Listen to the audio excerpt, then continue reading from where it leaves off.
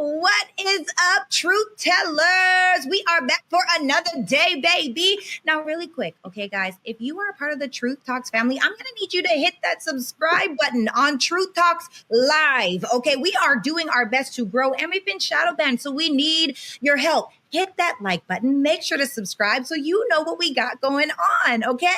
You want to see what's giving, because I'm your girl, Sarah Fontenot from the It's Giving podcast, and I see my haters out there, okay? I see y'all in the comments. It's okay. I still love you because I'm going to tell my truth. That's all we can do is live in our truth, okay? So let's get into it tonight. This is my question for y'all. Why is it that as soon as a Black woman hits a certain age, folks start looking at her sideways if she's not married yet?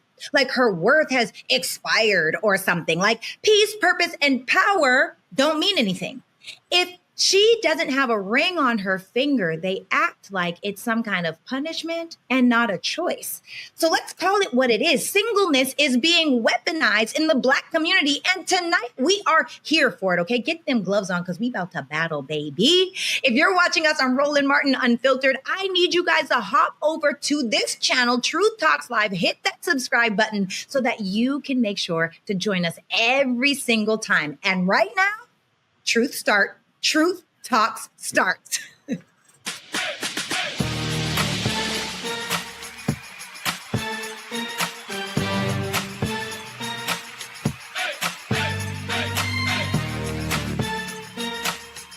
Are y'all ready to roll? Let's go. Sarah, I love you so much. That was so good, except that you flubbed to the name of the damn show. What are we doing right now? I know. You know, one thing at a time. One thing at a time. But it's giving light, it's giving energy, it's giving breath, it's giving femininity, it's giving sunshine, and that was fantastic. I needed that, Torre. That was the virtual hug that I needed today. It feels so good when you speak so nicely to me. I just flourish like a flower. Oh, you're so sweet. Dr. B will never know how that feels. Wow. Wow. Sarah, I'm just kidding. You can fumble over 10 words. Anybody but Torre doing the intro of the show is better than let me say, real talk. I love that. I love that top. You look fantastic. Leave me alone. Tell me, you said I look like a light bulb. I swallowed a light bulb. I don't care. I'm just happy we didn't have to hear Torre at the beginning of the episode. So thank you, Sarah. Thank you. You do. God. Light, We bright, got a white white in with a do-rag on. We got a white in with a do-rag on. Not the do-rag. We're talking about somebody else having white perspective. She looks white. Are you really, is there any melanin in that frame at all? Man, help me, please. Guys, I'm about to go. I can't take it. It's too much. So combative. Y'all fight a lot. Hi, guys. My name is Dimitri. It's a pleasure to be in the middle of this fight. Honored to be here. Truth Talk starts now. Now. Let's get into trending truths. What happened to the $6 billion futuristic paradise that Akon swore would become the Wakanda of the West? Years later, Akon City still hasn't broken ground, and the dream has turned into dust, doubt, and disappointment. Take a look. Touted as a high-tech utopia powered by renewable energy and bankrolled by its own cryptocurrency, Akon City was ambitious as it was daring. Designed with curvy skyscrapers and sleek modern infrastructure, early renderings of Akon City drew comparisons to Marvel's fictional African metropolis, Wakanda. It was supposed to come at a cost of $6 billion. Nearly 7 years on, much of the 800-acre piece of land allocated for the project remains an empty grassland, save for a single unfinished reception building. Now Senegal is repossessing the land to build something realistic, the BBC reported, citing the country's tourism authorities. Senegal's leaders had hoped that the project would help transform the country where Akon, born Alioune Badara Thiam, spent a part of his childhood. The singer has struggled to get funding for the project, while legal challenges have also taken their toll.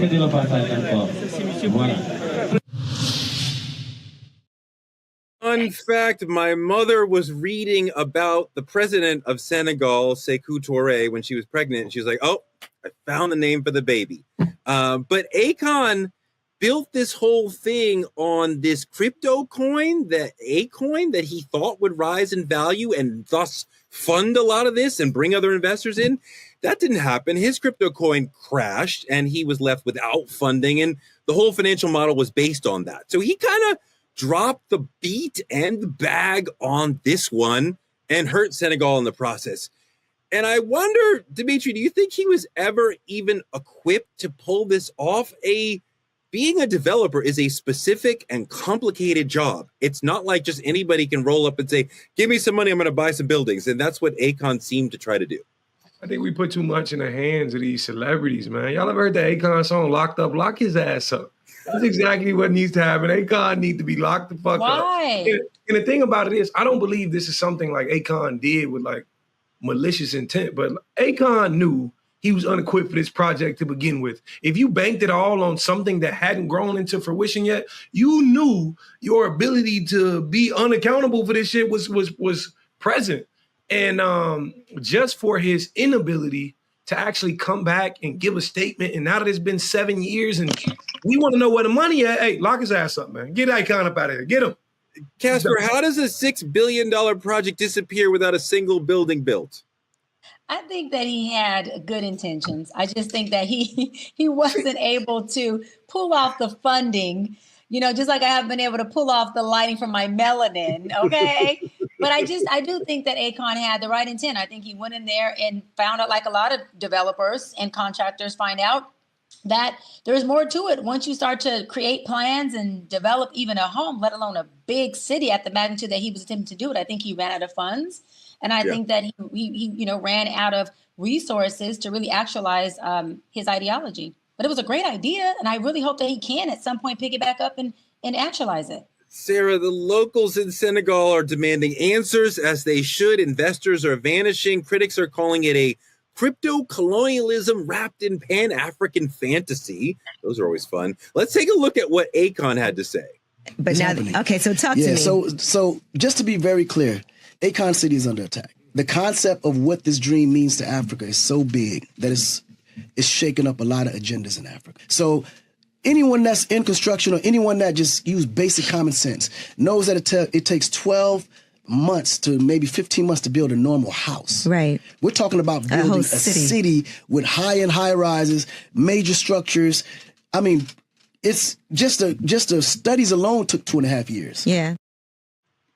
Look at this. Look at my face. You know what I mean? They got Alligator Alcatraz together in 8 days. Whoa. How long to build a house? Whoa. I'm just saying. You should have called them. They could have came in and swooped this shit up. Sarah, save me from Dimitri. Look, I see that Akon has ambition and vision. I want to assume the best of intentions, but like, there's a lot of money tied up here, and the country of Senegal is like, we're not supporting you, we're not helping you with this anymore. This is a mess. Yeah, I'm just really struggling by like not a single building, like $6 billion, and you haven't broken ground, like you haven't even dug into the ground to start building. I'm an investing woman. And before you invest in anything, this doesn't make any sense to me. I hope that he gets it together, but they already took the land back. They're saying something a little more realistic. And I think that they may have just allowed his name and his clout to cloud their judgment and allow him to create this thing that he really wanted, but it's just too hard to actualize. This sucks. I don't like this. The math is not mathing. I don't know what that says, Dimitri. Yeah, you see how many zeros in a billion? $6 billion.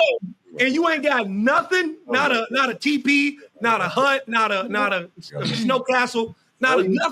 You did all that. My question would be, how much funding did he have to begin with? Did he have, because I don't know this part, I'm asking if y'all know, enlighten me. Did he come in with any type of investment seed? Was there at least like a couple billion that was available, or maybe 500 million that he said, we got some investment seeds to start with? They built nothing. So figure it out. I mean, look, I think that as we said, the crypto thing was supposed to be the driver for creating funds and pulling in more investors. And when his coin didn't go up, but instead crashed, it kind of destroyed the whole rest of the project. Well, maybe I can borrow some melanin from Akon with his old nice chocolate skin having self. I can sure use some of that melanin. The thing about it is, I mean, you could just get a little from Akon, then we'd be able to see you. I can't see you. You're kind of like blurring into the yellow there. Y'all are killing me. Where does she start? And I can't tell. Sarah, this is called colorism at its finest. Sarah, we're not discriminating against you because you're light. We're just making fun of you because you're light. Oh my gosh, Dimitri. The thing about it is, though, guys, I think we're missing the point. Akon is a very, very established celebrity. He's been investing for as long as I've been alive. Akon been doing this for a very long time. You knew getting online, making them false profits about this goddamn coin was going to eventually lead to something like this. But now you own a radio station in the United States talking about how you under attack. Go over there to Africa and tell them people how you want to attack and watch how they attack your ass. It's just that simple. So I can honestly say, being a woman that has purchased coins that have tanked, like I'm talking about Dogecoin tanked. I'm not even gonna lie, y'all. Trump's wife's Melania Trump's coin. No, you didn't. No, you didn't. You bought Melania? Of course I did. Oh my God. Oh goodness. What are you doing? How much money you spend on Melania? We don't need to talk about it, okay? I'm not going to bring up wounds right now on this. I want to bring up wounds. How much? No, Torre. This is what I know. Listen to me, okay? Sometimes you have to get Africa funded, goddammit. You have hope.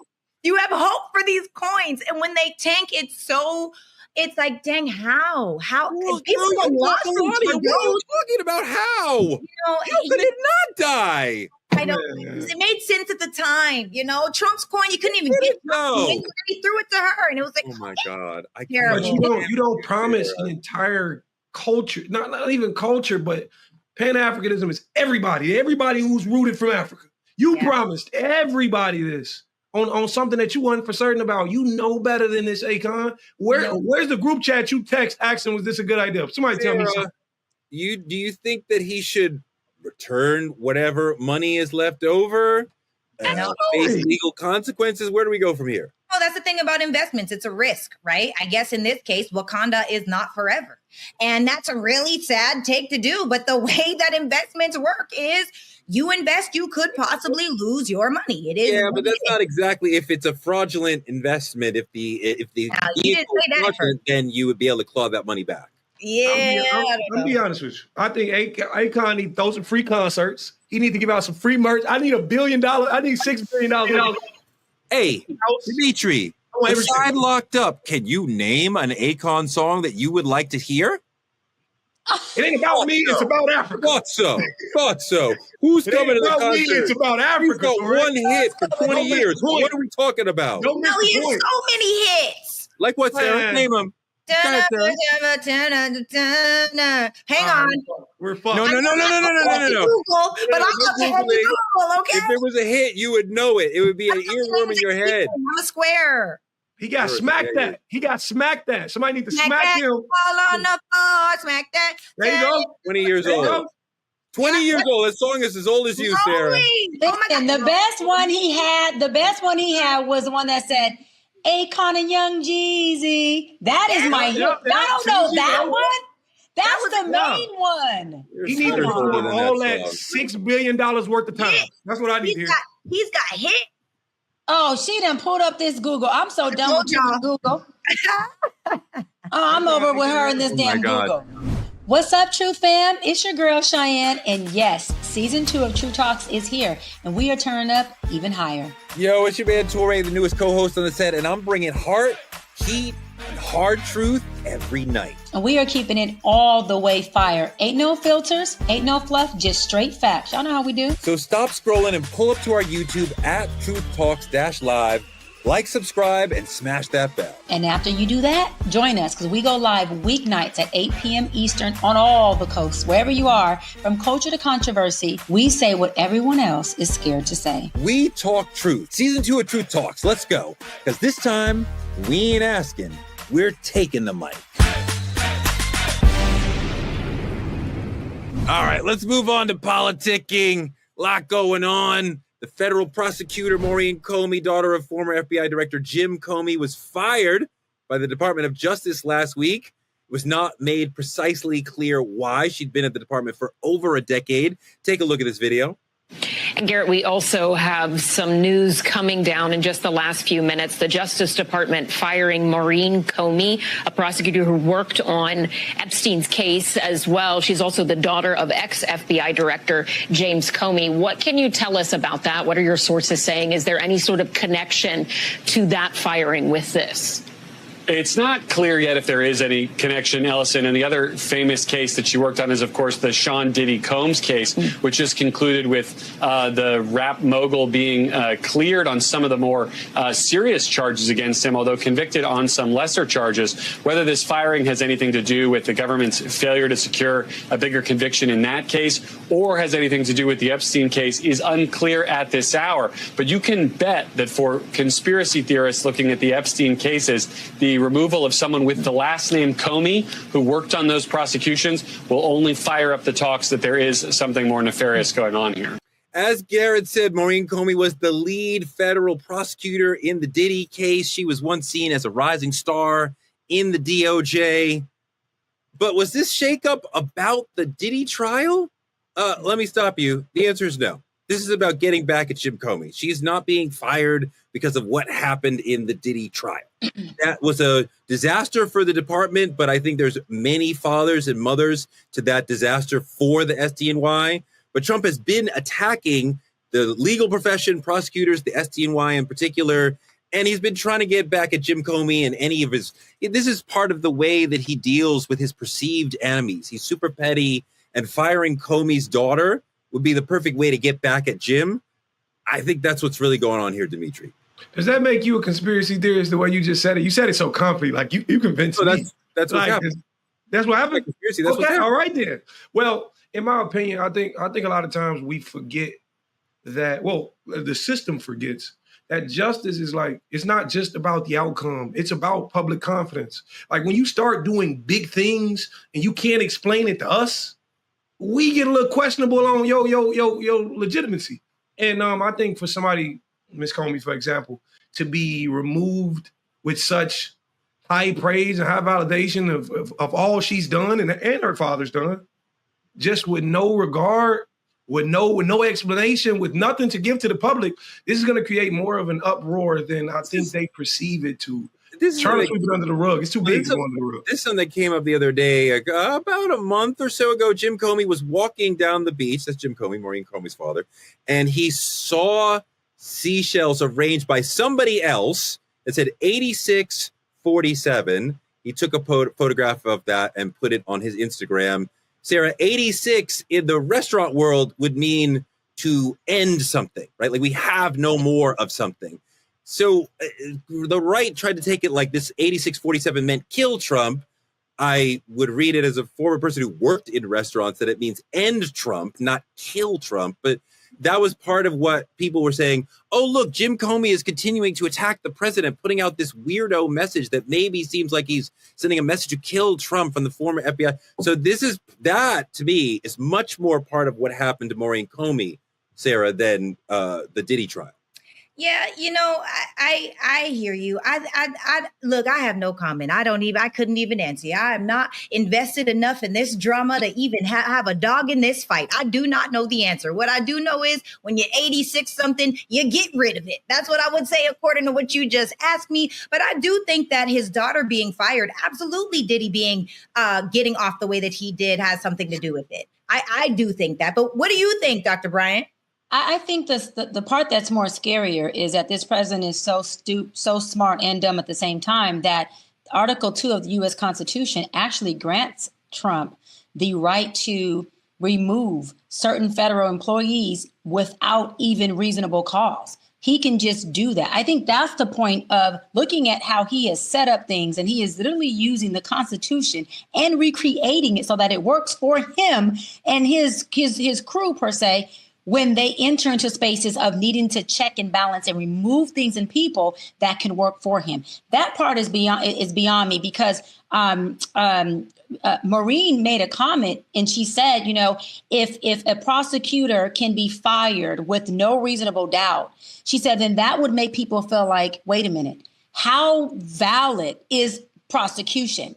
And it's like, Trump, you are internally not only helping yourself if that's what you think you're doing, you are really messing up the trust and the validity of the people that we have put in position to do the jobs that they're supposed to do to bring justice. So I just think, to me, it's like I get the bigger picture of Diddy and Trump trying to get this woman off out of a position where she can expose him. Nah, it's Trump saying, I got power. You did something I don't like. There's Article 2 in the Constitution I'm going to use. I'm going to run these plays and show y'all how I keep setting up shop in front of your face.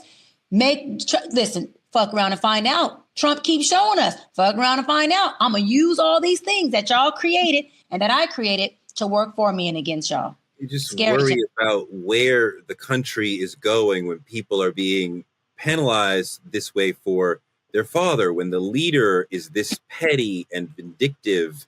It just creates a really disgusting community of the entire country. What up, Truth Fam? It's your man, Torre. And I know you've been wondering where you've been. I ain't gone nowhere. I leveled up. Slide over to our brand new YouTube channel at TruthTalks-Live. Like, subscribe, and hit that notification bell like it owes you something. Because we come in live every weeknight at 8 p.m. and it's about to get really real. Yeah, the truth still hurts, but that's exactly why you need it. Season 2 is bigger, bolder, and blacker than ever. Unfiltered convos, expert takes, and uplifting moments. We're calling it out, breaking it down, and lifting up the culture in real time. We're not holding back, and we're not sugarcoating nothing, and we're not going to let anybody rewrite our narratives. So tune in, pull up, and get ready to speak truth. Live with Truth Talk Season 2. For the people, for the culture, every damn night at 8 p.m. Let's move on to our main topic, weaponizing singleness. We got 3 relationship experts on this show. We're going to break down the dreaded topic of singleness and how it's being weaponized against our sisters, how this narrative impacts identity, self-worth, and relationships. Social media, the church, and even our families push a notion that a woman who's not married or at least partnered is somehow lacking. Take a look at what Kirk Franklin had to say. Western Christianity, there are 3 areas that I've seen weaponization very strongly. I believe that marriage has been weaponized in Western Christianity. Giving has been weaponized in Western Christianity. Sexuality has been weaponized. It's very much that you living in sin, you need to get married. Without realizing that marriage doesn't fix sin. Damn, that was a nice bookshelf. Sarah, is singleness for Black women viewed as a relationship failure, or can we see it as an independent choice? You know, I think for a lot of Black women, it is a failure because I feel like Black women these days have told themselves and caped themselves with this story that says, I don't need a man, when really what the truth of it is they're terrified of the rejection. They're tired of trying. They don't want to follow leadership. They don't want to be the submissive woman inside of a relationship. And so in that sense, yes. And a lot of the times those women will be told that they're seen as masculine or angry or combative and that they are the man in the relationship. But I do also think that there is a sweet spot of women that have made the conscious and powerful and empowered choice to choose to be single. Both of these things are true. 2 things can be true at once. And so inside of that, absolutely, I do think that it's being weaponized. Absolutely, I do think that it can be viewed as a failure. And in a lot of cases, it is,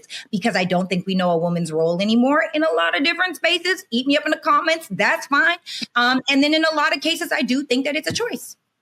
Doc, do you think that it is possible for sisters to have it all, the way we talk about great career, satisfying career, not necessarily make a ton of money, but it's satisfying to you, and also a home life, a family life, whatever that structure is, that is satisfying to you, right? For a lot of people, it's hard to balance those 2 things. Is it possible to have it all?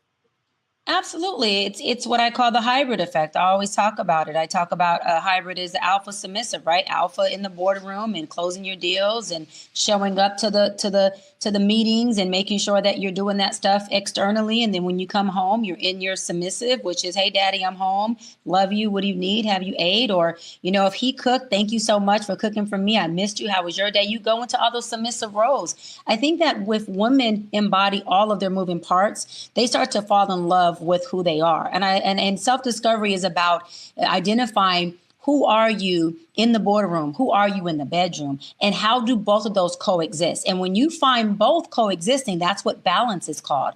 And I also believe that on the flip side, from at least the men that I have been engaged to or dated, they find it a big turn on that they get to watch me keynote speak on these big stages. They get to watch me go dominate a boardroom and kill the shit out of it, right? And then come home and be completely soft and feminine and submissive to them. And they also tend to respect that I have a voice where if something is not going in a way that's honoring or respectful, I know how to say, hold on now, who the fuck you talking to? Without me having to do it from a masculine perspective. It's just still in a way that says, wait a minute, baby, we may be out of alignment right now. And a man who is secure with himself and has a good balancing within him, he appreciates a woman that has both. He doesn't need a woman who's so yoked and imbalanced. Why do you need to be submissive at home? Yeah, I love that, Trey. Actually, I finally love something you asked. It's not that you have to be submissive. And I want to clear that up. No, because I'm happy you said that, because there are a group of women who I've had women run up to me after I get off the stage and say what you say, like, Doc, I'm triggered. I love everything you said, but damn it, I don't think I need to be submissive. Why? And I explained to them, you're right. Submissive for me is a love language. And so the way that I love is submitting to you. The way that I love is letting you have your way with me. The way that I love is saying, what do you need? And how can I show up for you? And well, how do I facilitate that? That's how I love. And so if I can't love like that, then I feel like I'm at a deficit. But for other women who maybe don't like the essence of submission, I think they should find a man who is equally yoked to that. If I had a partner that I could not submit to because that's something that didn't work for him, I could not thrive in that relationship. I love to be in my submissive and my feminine with my man. It does everything you can think of for me. I'm gonna have to give her that, Tori. I'm gonna be honest with you. There's a lot of men out here, and myself included. I love to see a woman in her powerful. I love to see her dominate and take over whatever lane she needs to. Just be that boss CEO wherever she chooses to. But it's something about watching that exact woman value you enough to turn it off. Value you enough just to step back into that femininity when she's around you. It does something for your, Tori, I can't explain it to you, but it does something for your soul. It's like, imagine how. Okay, but hold on. It's easy for you and I to say, it's great when the sisters submit to us. What about the sister who wants to come home and is strong and is the leader in the relationship? Are you able and emotionally willing to be in that position where you're more submissive to her? See, me personally, submissive is still strong. I want women to know that submissive is still strong. Actually, go ahead. There's a level of submission from a man that's even more attractive than seeing him in his masculine. To see a man that's good with children, Torre, you ever seen that? You ever, hey, listen, it's something about a man who can carry that baby and put that baby to sleep for. It's levels to it. I think a very well balanced. I'm sorry? That's not submission. That's not what we're talking about. I'm talking about the energy dynamic, who's leading the relationship, who is shaping the relationship, who is in charge in the relationship. Both parties can be working and do the errands that we need to do. But I mean, like, she comes home and now she's dominating you, right? And like that supposed masculine energy. Are you comfortable with that dynamic? See, the thing about it is, I think this is the misconception between you and me. In terms of submission, there doesn't, and this is just me, there doesn't have to be someone who's dominant. There's just a level of respect she gives you that triggers her femininity. That's me personally. I think submission is when my woman's tired and I say, baby, don't worry about it. I'm going to go put the baby back to sleep. I'm going to feed the baby that. That's me submitting to her needs as a woman. And so the dynamic in which you're looking at it is a little different than me personally.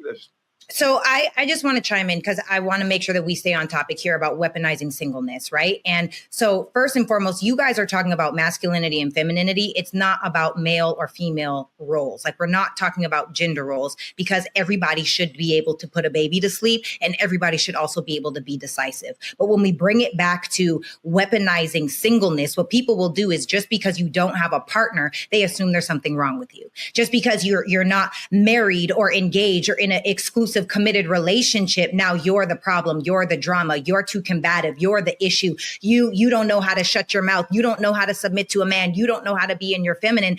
And that's what people are doing. And now not only are people weaponizing singleness, but they're also taking advantage of it, where now a woman is saying, well, I want to be who they think I'm supposed to be, because what do we hear growing up? We're supposed to be married and start a family, get married and start a family. And because we're supposed to be married by the time we're 25 or 30 or max 35, we're officially geriatric at 35, and they wrong you and they wrong you and they shame you and you shame you and they guilt you and they guilt you, because that's what's happening. Women start to say, you know what? I'll take any man instead of an aligned man. I'll take any man that can hold me at night instead of a man that actually is in alignment with the core values of what we see for marriage. And so now a lot of people are in unequally yoked relationships and marriages, which is why I always say what this epidemic is doing, where they're weaponizing singleness, is making it so a lot of people are getting married, but they're not necessarily experiencing what it means to be husband and wife in an aligned way. What does weaponizing singleness mean? Here's an example. Me and Dr. B, right? We are above 35. I could easily look at Dr. Cheyenne Bryant and say, oh, girl, you've never been married. You can say you've been engaged twice, right? Because this is what people will say on the internet. I'm sure. You've been engaged twice. You've never been married. You don't have any kids. There's something wrong with you. So now it's not that there's something wrong with her. She's probably made the choices to make the choices that she's made. But what the general consensus for people that aren't taking the time to understand her viewpoints or her story or where she's coming from, they're going to look at her and say something is wrong with you because you're single. Something is wrong with you because a man hasn't chosen you. Something is wrong with you because you haven't given birth. And they have all of these ways, because we live in a society that almost values a married woman or a married mother more than a single woman. Because our entire job on this earth is to essentially get married and start a family. And this is entirely different. This is different, you're saying, than whatever pressure exists on men to get married. Men's pressure isn't to get married. Men's pressure is to make money. Women's pressure is to get married and start a family. And we are supposed to come together and create the family. But now people aren't looking at the truth of what they actually desire. They're not actually taking the time to see, well, hey, what do I actually like? What do I actually need in my partner? What is actually important to me? It's more than just hobbies. There's a lot of people that have chemistry. Chemistry is so easy, but compatibility is way more challenging. And so you have to get really clear with you. What is it that you want from your person? I personally don't think that in your early 20s, go date, learn what you like, learn what you don't like. In your late 20s, 30s, this is where you should start seeking what it is that you desire. And then hopefully you find your person. But if you don't, just because you're not with a person doesn't mean you lack anything. Just because you haven't chosen a partner doesn't mean you're not good enough for one. It means it just may not be your season. And hell, it may never be your season. But are you okay with that? Or is it circumstantial and then you choose to get hard instead of actually going after what you desire? Dimitri. I saw this in a whole different light. I saw the conversation in a whole different regard. You're speaking on people who weaponize the idea that you're single against you. Yes. I know a lot of people in my generation who weaponize the idea of staying single. These people don't want a relationship. It's easier for me to run around with that man, and that man because I have that option. I have that choice. I can get everything I need from everybody. So I choose to stay single and fight a relationship off. And that's fucking it up for a lot of women who want to be with one man. So I saw it weaponized from a different angle. And I'm glad you put that point in there. But it's a little different for me. It's a little different from the way I'm looking at it. I know women who've thrown away the relationship to go be single for the fun of it. That's kind of how I saw it. And it happens. Doc, do we truly value being in relationships, or do people more fear being alone? I think a mix of both. I think there are a group of people who value being in a relationship. They value partnership. They value companionship. They value building with somebody. They value family. They value having a go-to. They value having in-house lovemaking and all that good stuff that comes with marriage. And then there's also people who, value being single. They look at it like, it's less of a headache. They feel like they're able to move around in a way that they want to. What I want to touch on as far as weaponizing is I find that a lot of married people weaponize singleness on single people. And I've been in my field for 17 years, and I find more married people who are participating in infidelity than single people who are even participating in sex. I have found there's more single celibate folks than there are married people who are not cheating and in infidelity. And so a lot of the weaponizing comes from, hey, look at me, I'm married, and look at you, you're not. And that becomes an issue because if a single woman comes out like I did on Paul Pierce's show and says, hey, look, I'm single, 42, having my way, and I don't want to maybe settle right now because having my way and being single has been very wealthy and a great experience for me.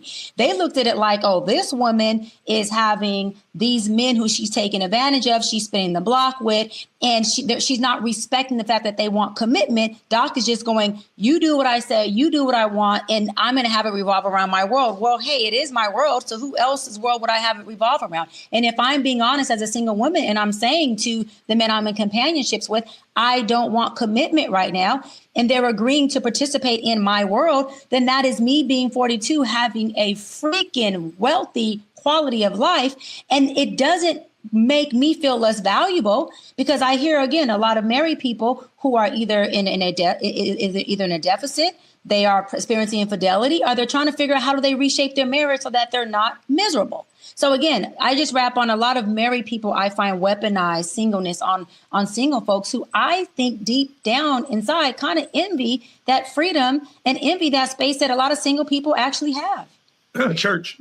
Yeah, and I also think that a lot of the times too, you have to understand your environment has a huge impact on the way that you think and the way that you feel and the way that you think that your life should be. So if you have an auntie or a mother or a father or a grandparent, especially as a woman that's saying, girl, why aren't you married yet? Or that's saying, when are you going to give me some grandbabies? Or there are so many different ways that we don't understand the pressure that it does put on to women. And so it's all, people don't even understand the slights that they're taking at people. Now, there's a beautiful opportunity to talk about masculinity, femininity, because also what I think is kind of beautiful, Dimitri, what you just said is there's a lot of, and before anybody says anything, I just have to give this disclaimer, okay? Masculinity and femininity are not genders, but it is true that what Dimitri just referred to are very feminine. It's a feminine energy for you to get the baby and put the baby to sleep. It's a feminine energy to be able to say, baby, come here, let me rub your feet. Right? It's very masculine for me to say, I'm going to go home and dominate inside of my world. So we have to understand that we're talking about two different things. And there's nothing wrong with either. But this is what I will say. For the ladies that people are using, weaponizing masculinity, if you're more of a masculine woman, what I would say is there's nothing wrong with being with a feminine man. Feminine does not mean bad. Feminine does not mean weak. Feminine does not mean unable to. Feminine means there's only space for one masculine energy in that relationship. And whoever is the most masculine should seek someone that's more feminine and vice versa. But I will say that a lot of us unmarried women are tired of being told we're incomplete without a partner. Even the TikTok relationship experts are telling us what we need to be doing to be chosen. Let's take a look. Not every woman dreams of giving birth to some of your children. Some women have their own dreams, their own goals, and they don't include you. They don't include men. You are not the only way that a woman can be happy. Being connected to one of you does not give every woman's life meaning. She'd rather be single than feel she has to raise a grown man. She'd rather be single than have a man sit in her face and weaponize his incompetence. She'd rather be single than be a married single mom. These women are choosing themselves. It's not selfish when y'all do it, but when a woman does it, it's like, as if we were only born. We were only created just for you and your pleasure. A woman can't possibly have a fulfilling life without one of you in it.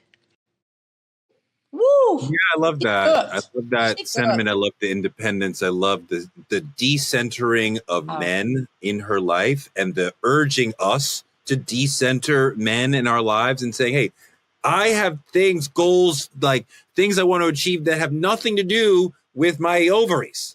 right? My uterus. Like, I have dreams that I want to accomplish. And I follow that sister on TikTok. She's an incredible creator. And I fully support this notion of like, go live your best life. Like, I can be part of it, but like, I want you to feel like I am flying with my partner's help rather than dragged down by the baby and my partner. You know, I want to agree with this. I just don't. I'm sorry. I'm so sorry, guys. I just don't agree with this narrative. I think the central theme of me in my life is love, right? Regardless if it's family, if it's relationship, if it's children, XYZ, blah, blah, blah. They're the sole reasons I want to conquer. They're the sole reasons I want to do better in life. And I understand the idea of decentering them, right? A man should not be all you're focused on. You should be your primary focus first. But the thing about it is, you can't speak for the masses and say they want to be single.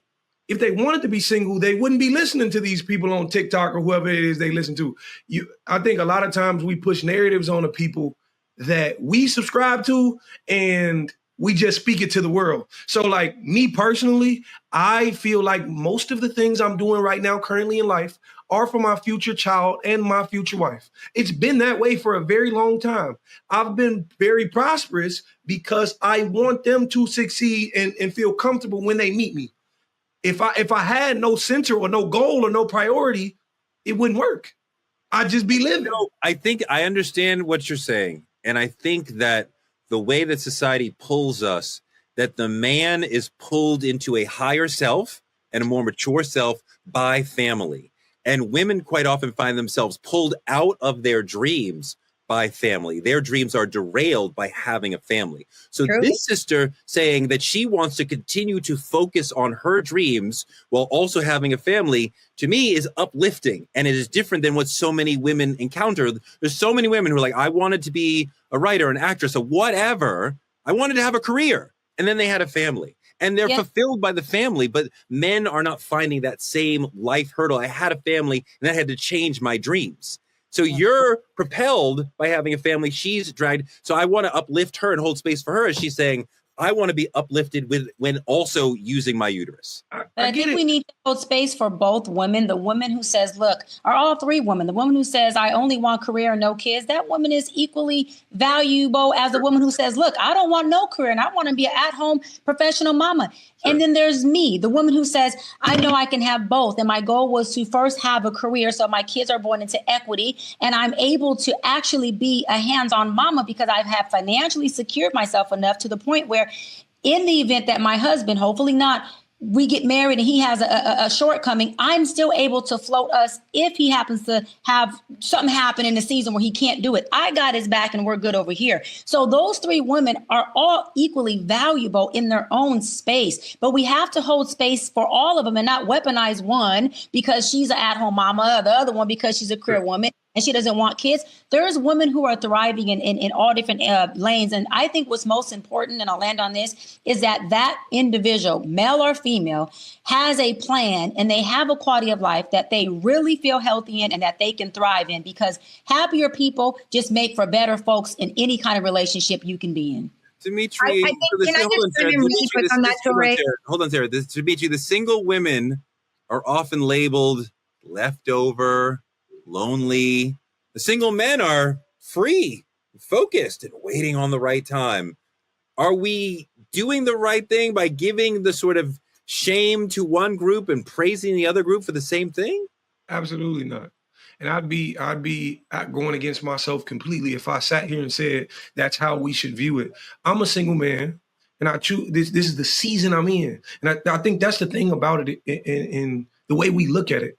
If more people viewed it as a season of development and learning for when that relationship comes along, you'll be better off. Okay, you're in that season, not you're in that turmoil, or you sitting in that because you don't want to be there. There's a lot of people who choose to be single because they got shit in their life. They need to get together before they reflect it on to somebody else. That's a season you have to go through in order to grow through. You gotta do the work. The thing about it is, I think most people look at it because they're looking at outside expectations. Okay, I'm viewing it because my mama want to see me married. And right now, if my mama viewed my singleness as a step to get married, I have to work on myself. If my mother viewed it as such, I wouldn't feel as bad. Right now, we got to alleviate the pressure from everybody else and say, I'm here for a reason. Because if I didn't go through my singleness, I never know what Mrs. Wiley's supposed to be like. And I just want to say this while I'm still here. The idea that picking the right person, Torre, you said woman gets in a family and then, it's downhill for her dreams. Picking the right man, it's not going to be.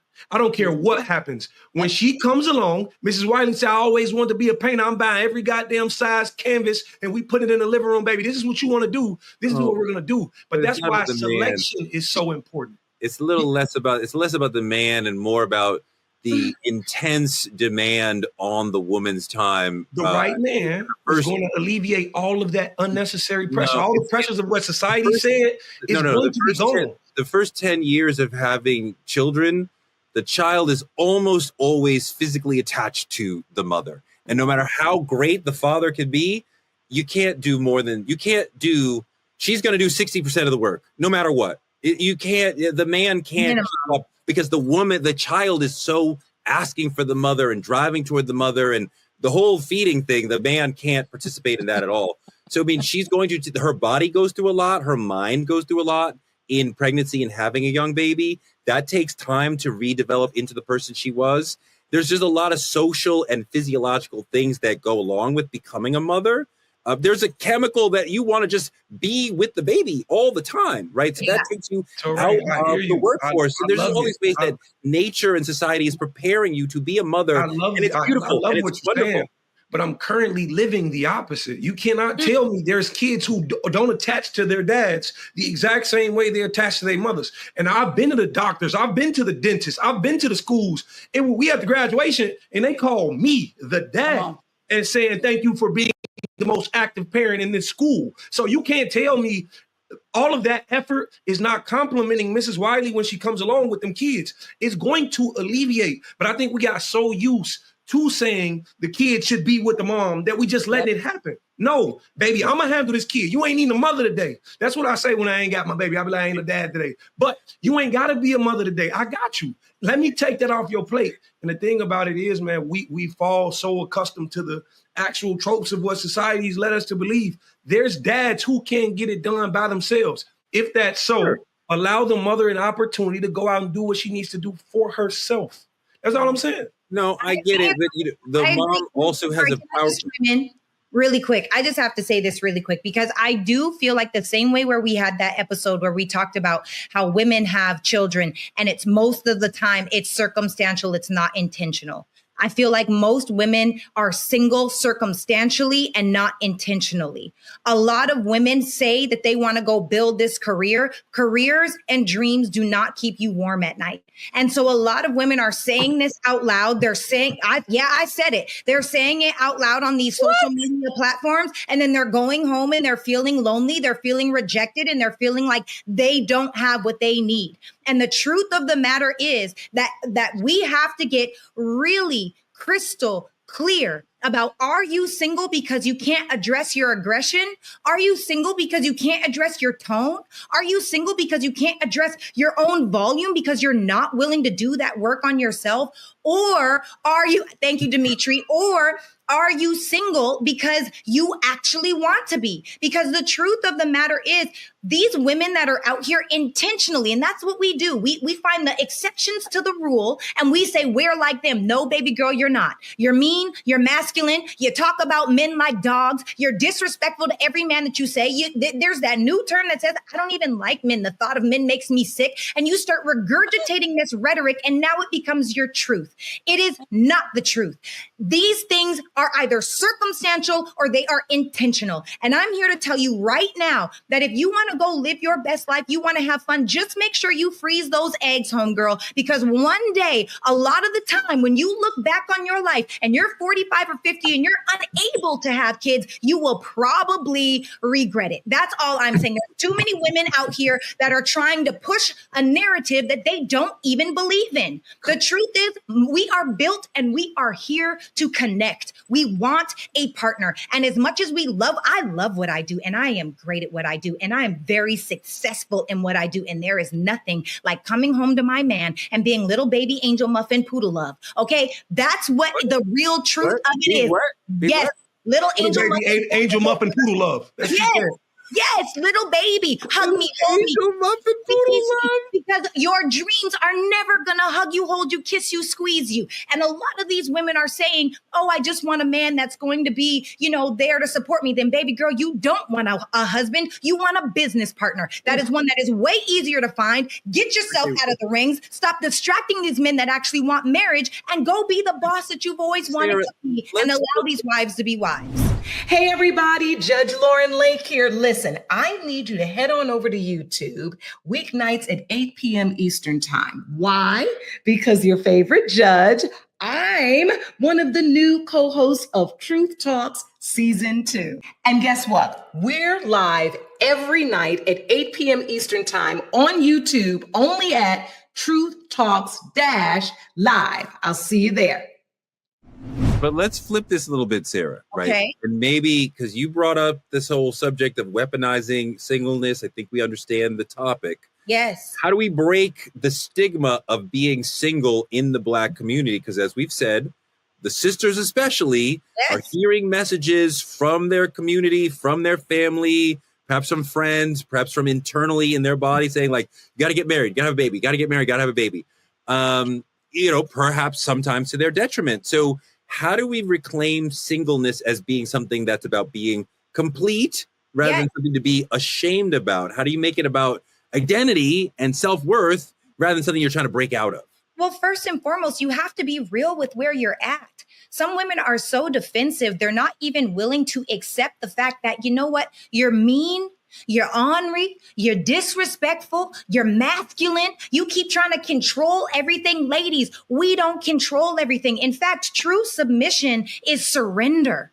We will never experience true trust without being a wife, and we will never experience true selflessness without being a mother. Because how? If you're going to give, and you have to understand, I believe in the masculine male dynamic with the feminine female dynamic. If that's not your dynamic, that's okay. This message is not for you. But for women that desire to be led in their relationships, baby, you got to let that man be a man. You have to be okay with not controlling. You have to understand that control doesn't exist. 90% of the things we have control over never happen, and the other 10% isn't up to us. So our best opportunity, like Dimitri said, is to take care of ourselves. How do you learn how to be more regulated inside of your emotions? How do you learn how to have a conversation with someone instead of just raising your voice or getting angry? And there's a difference between being passionate and being angrily mad at somebody, right? You've got to learn yourself. Take this season to work on yourself. I promise you, fix your RBF, okay? The resting bee face.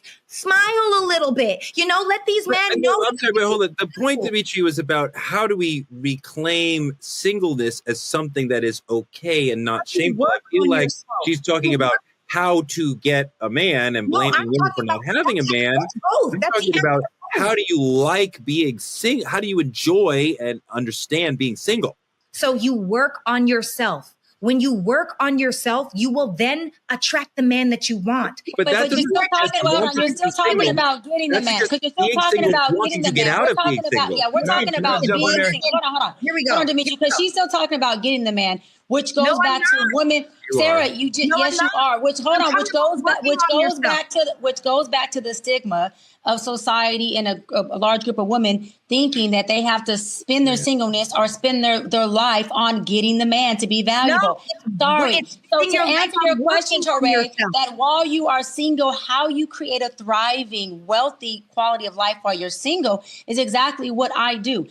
To Sarah's point, do I do self-work? Yes. However, my plate is full of what? Full of travel, full of family, full of the word, full of the things that I love, full of getting to know who I am, and full of making sure that when I do meet a guy who I'm choosing to be with him, my plate is so full, I'm making room. So many people have a plate that's empty. They're choosing men to fill the empty space, which is choose from a place of despair. If you are spending your singleness trying to work on yourself to get this great man, you are still keeping a man your focal point. You're still placing your value on that man. Your singleness should be about self-discovery, about traveling the world, about reading books, about getting an education, about doing nothing at all if you don't want to, about communing with your girlfriends, communing with family.